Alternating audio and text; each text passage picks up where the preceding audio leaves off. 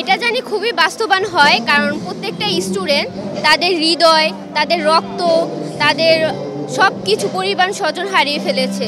আমরা চাই এটা যেন কোনো দোষক না থাকুক, এখানে যেন সবাই স্বাধীনতাভাবে থাকে, সবাই জানি তাদের কার্যক্রম তাদের মেধাভিত্তিকভাবে প্রত্যেকজন জানি চাকরি পায়। এই চাকরি নিয়েই তো এত ব্যবস্থা ছিল, এত কোঠা ছিল, এই কোঠা মুক্ত থাকুক আর আমাদের বাংলাদেশ জানি আমাদের হৃদয়ের বাংলাদেশ থাকুক। আমরা আগামী প্রজন্মে চাই সবাই ভালো থাকুক, এই দেশে আমরা ভালো মানুষ হব, আর জ্ঞানের জানি সমাহার হয়, কোথাও জানি চাঁদাবাজি না হয়। হ্যাঁ, অবশ্যই হয়েছে, কারণ এটার জন্য আমরা অনেক আন্দোলন করেছি, অনেকে তার মা হারিয়েছে, অনেকে ছোট ছোট বাচ্চা হারিয়েছে, আমাদের যে ক্লাসমেট ছিল তারাও অনেক মৃত হয়েছে, আমরা খুবই শোকাহত।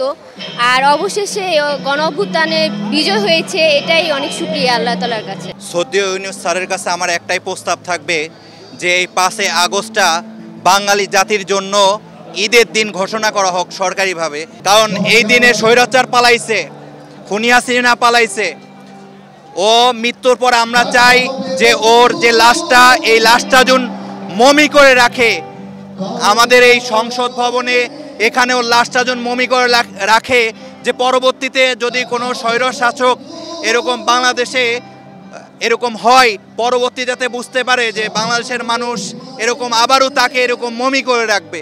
কিছু আশা আকাঙ্ক্ষা তো পূরণ অবশ্যই হয়েছে, কিন্তু আমরা যদি বিগত গত এক বছর দেখি আপনার কিন্তু এই সরকার পুরোপুরি আপনার সফল আমি বলবো না, কিছুটা ব্যর্থ আমি বলবো। কিন্তু যেভাবে মব জাস্টিস দ্বারা এই আপনার দেশটাকে পরিচালিত করা হয়েছে বিগত এক বছর, এই সরকার পুরোপুরি সফল বলে আমার মনে হয় না। এবং আপনার ঘোষণাপত্র দ্বারা কিছুটা তো অবশ্যই আপনার আকাঙ্ক্ষা প্রতিফলিত হয়েছে, কিন্তু এটা বাস্তবায়নের ক্ষেত্রে একটা রাজনৈতিক সরকার দরকার বলে আমি মনে করি। আমরা জুলাই ঘোষণাপত্র যে পেলাম, আমার কাছে মনে হচ্ছে যে বাংলার মানুষের জন্য আজকের এই জুলাইয়ের ঘোষণাপত্রটা একটি পজিটিভ দিক নিয়ে আসবে, এবং বাংলার মানুষের এরকম একটি দিকের প্রয়োজন ছিল।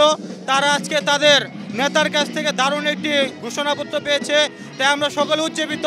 আমরা চাই যত দ্রুত সম্ভব এই জুলাই ঘোষণাপত্রের বাস্তবায়ন হোক। এটা একটা আমাদের জন্য ভালো দিক যাচ্ছে, যেহেতু আমাদের একটা স্বৈরাচার থেকে মুক্ত হয়েছে দেশটা, আমাদের এটা সব দিকে ভালো দেখা যাচ্ছে।